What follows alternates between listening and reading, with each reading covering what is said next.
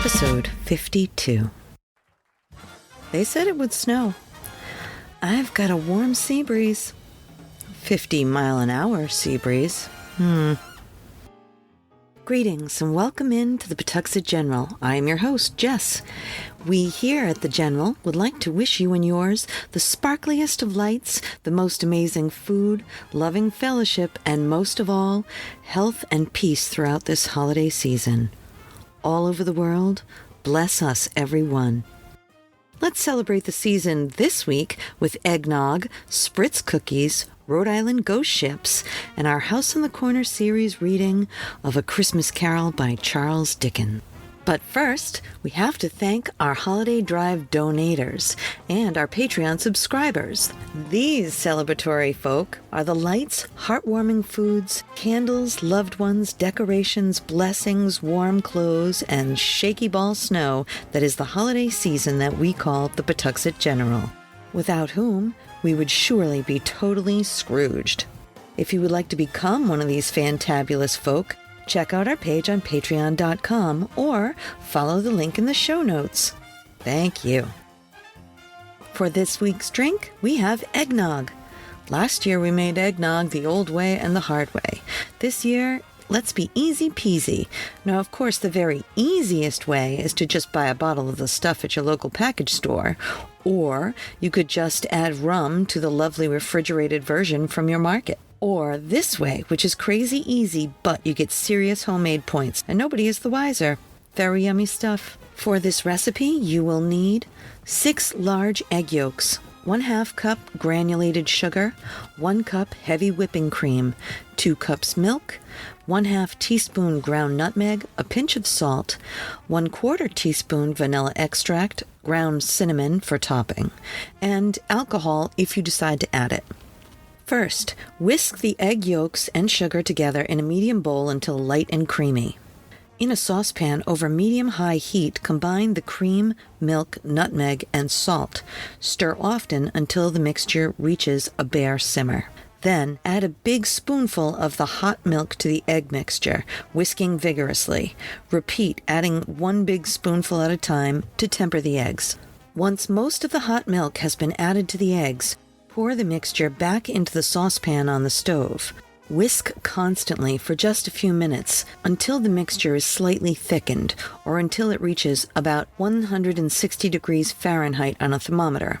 It will thicken more as it cools. Remove from the heat, stir in the vanilla and alcohol if you're using it. Pour the eggnog through a fine mesh strainer into a pitcher or some other container and cover it with plastic wrap. Refrigerate it until it's chilled. It will thicken as it cools. If you want it a little thinner, completely smooth consistency, you could add the entire mixture to a blender with about 1 to 2 tablespoons of milk and blend until smooth. Serve with a sprinkle of cinnamon or nutmeg and fresh whipped cream if desired. Store your homemade eggnog in the fridge for about up to 1 week. I've never had it last more than 24 hours. If you did want to add alcohol to your eggnog, start with a 1/4 cup brandy, bourbon, rum, or whiskey. Add it at the same time as the vanilla or after cooling the eggnog. And enjoy! And now we continue our story of the Palatine, the Block Island ghost ship. In 1899, a newspaper reporter interviewed Dutch Catherine's granddaughter on her 101st birthday, and she asserted that the ship was burned by the captain to rob his passengers. Dutch Catherine's granddaughter had this to say about the captain and his treatment of the passengers, whom he starved and abused, hoping they would die so that he could rob them easier. "My grandmother was the only one saved.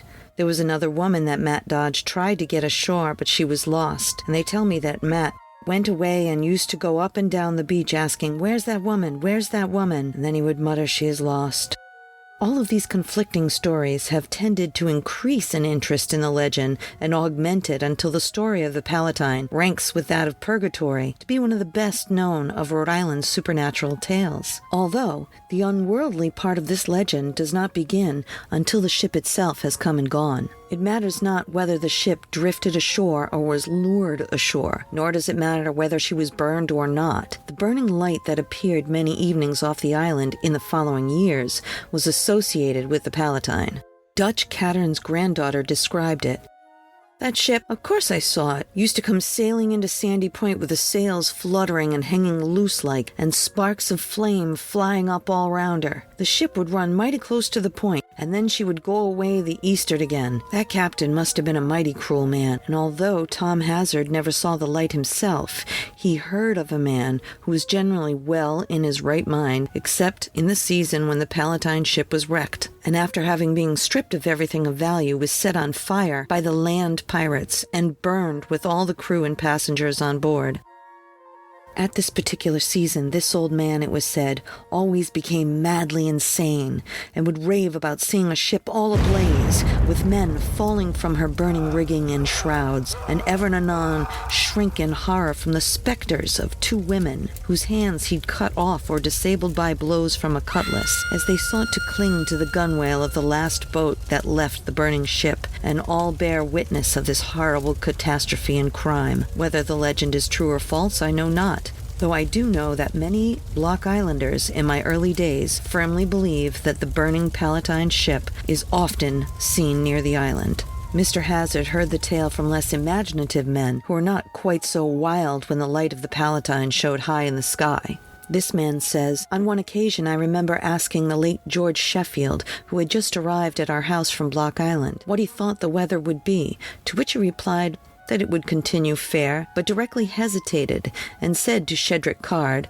a venerable old patriarch who happened to accompany him, "Mr. Card, the old Palatine loomed high last night, didn't she?" Mr. Card answered in the affirmative, and when the other rejoined, addressed his words to me. I was mistaken. It will be stormy soon. It was evident that neither of these men, both of whom were very intelligent, had the least doubt of their having seen the ship all in flames the night before, and that her bona fide appearance was no more than an ordinary occurrence. Another eyewitness to this light was Benjamin Congdon, who published an account of it in the Newport Mercury, March 23, 1878. I have seen her 8 or 10 times or more. In those days nobody doubted her being sent by an almighty power to punish those wicked men who murdered her passengers and crew. After the last of these were dead, she was never more seen. A more scientific description of the light is included in Reverend Mr. Livermore's book. Dr. Aaron C. Wiley wrote in 1811, "This curious irradiative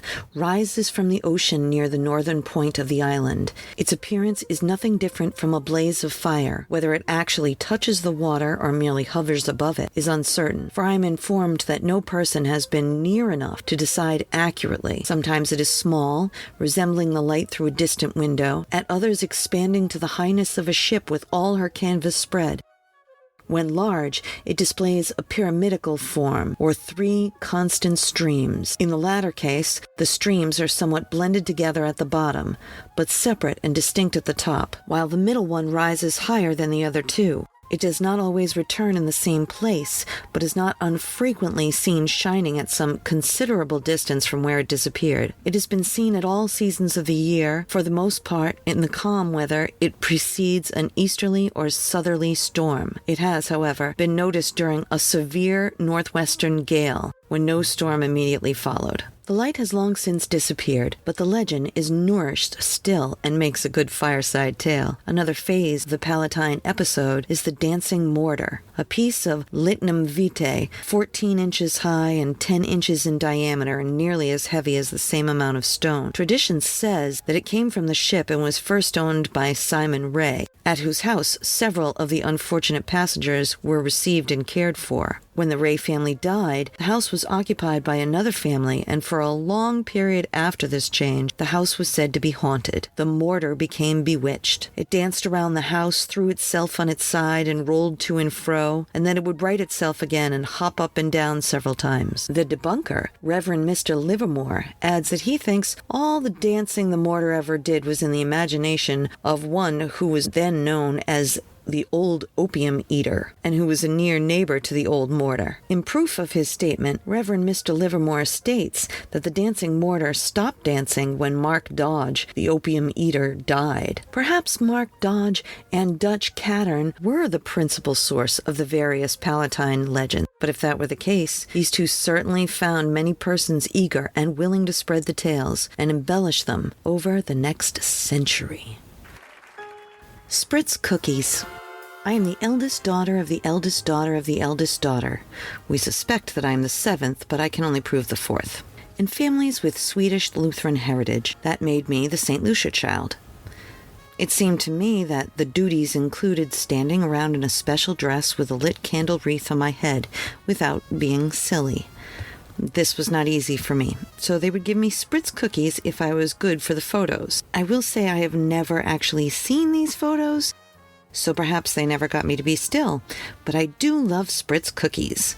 And this year, I'm going to make them in honor of my mom, Graham, and Nana. I hope you like them too. First things first, preheat your oven to 400 degrees. For this recipe, you will need 1 cup of butter softened, 1/2 cup sugar, 2 1/4 cups flour, 1/4 teaspoon salt, 1 egg, 1 teaspoon almond extract or vanilla, food color if desired, currants, raisins, candies, and colored sugar to decorate, and of course, the Spritz cookie machine. Step 1. Beat the butter and sugar in your mixer at medium speed. Stir in the flour, salt, egg, almond extract, and a few drops of food color if desired.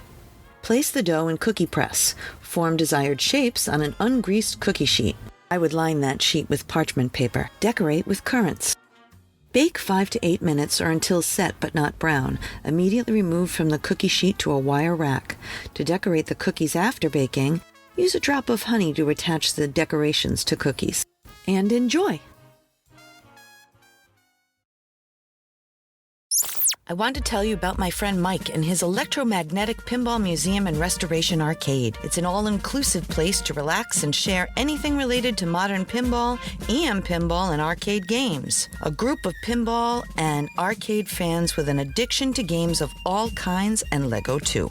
$10 gets you free play on pinball and arcade games all day. You can find them at 881 Main Street, Pawtucket, Rhode Island, or online at www.electromagneticpinballmuseum.com.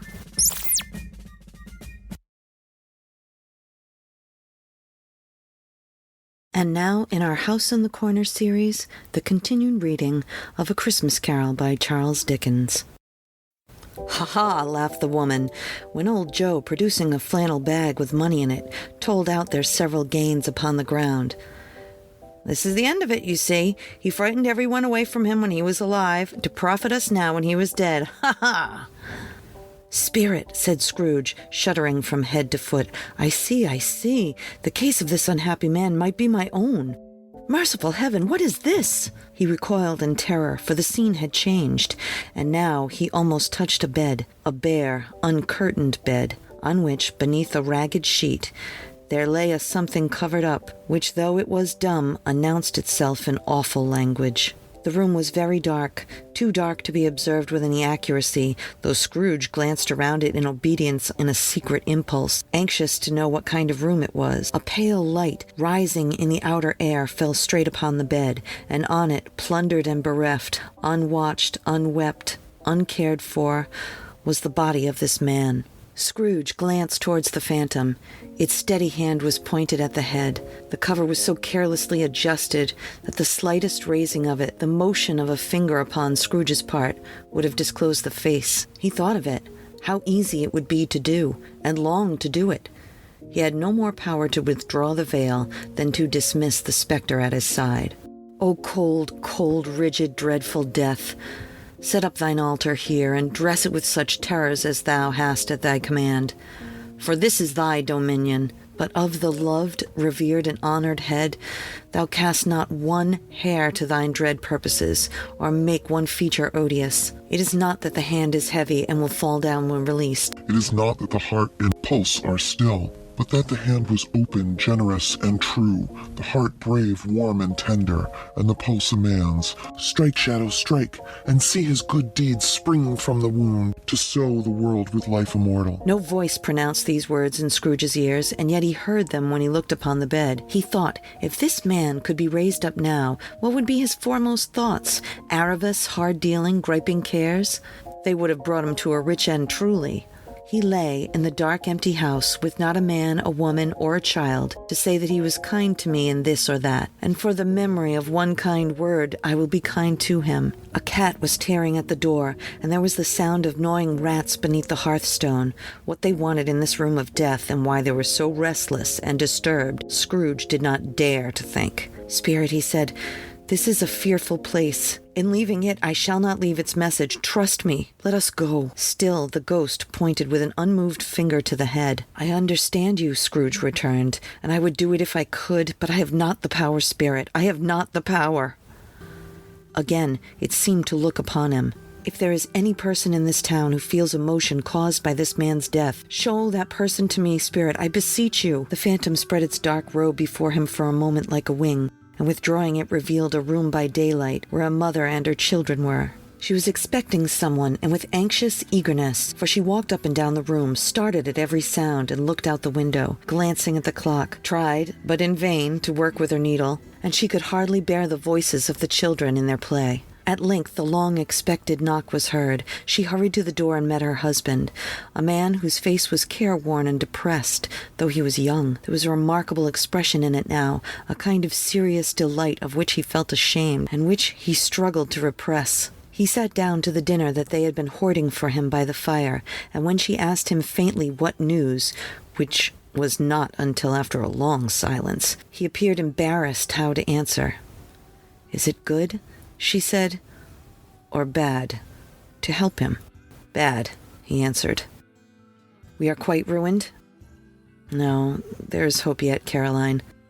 "If he relents," she said, amazed. "There is. Nothing is past hope if such a miracle has happened." "He is past relenting," said her husband. "He is dead." She was a mild and patient creature if her face spoke truth, but she was thankful in her soul to hear it, and she said so with clasped hands. She prayed forgiveness in the next moment and was sorry, but the first was the emotion of her heart. What the half-drunken woman I told you of last night said to me when I tried to see him and obtain a week's delay, and what I thought was a mere excuse to avoid me, turns out to have been quite true. He was not only very ill, but dying then. To whom will our debt be transferred? I don't know. But before that time we shall be ready with the money, and even though we were not, it would be bad fortune indeed to find so merciless a creditor in his successor. We may sleep tonight with light hearts, Caroline. Yes, soften it as they would, their hearts were lighter. The children's faces, hushed and clustered round to hear what they so little understood, were brighter, and it was a happier house for this man's death. The only emotion that the ghost could show him, caused by the event, was one of pleasure.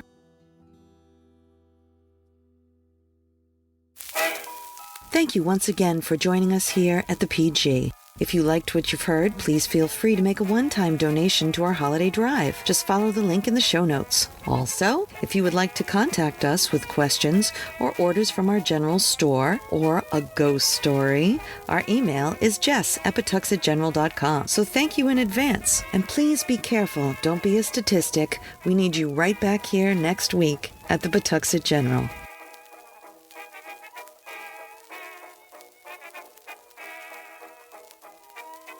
A Something for Posterity production, pre-recorded in Pawtuxet.